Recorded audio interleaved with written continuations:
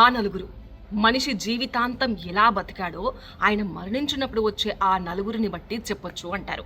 So మనిషి బతుకున్నప్పుడే ఆ నలుగురిని సంపాదించుకోవాలి అని అంటారు. అయితే ఇక్కడ ఒక ఆసక్తికర సంప్రదాయం ఒకటి నాకు అనిపించింది. ఎక్కడ అంటే నిర్మల్ జిల్లా మామాడ మండలంలోని పోతారం గ్రామంలో ఎవరైనా ఒక మనిషి చనిపోతే ఆ ఊర్లో ఉన్న అన్ని కుటుంబాల నుంచి రెండు కట్టలు తెస్తారట. కర్రలు రెండు కట్టెలు తీసుకొస్తారట. సో అది అందరికీ అందుబాటులో ఉండే విధంగా ఊరి మధ్యలో ఒక ట్రాక్టర్ ఏర్పాటు చేసి అందరూ కట్టెలు తీసుకొచ్చి ఆ ట్రాక్టర్లో వేస్తారు.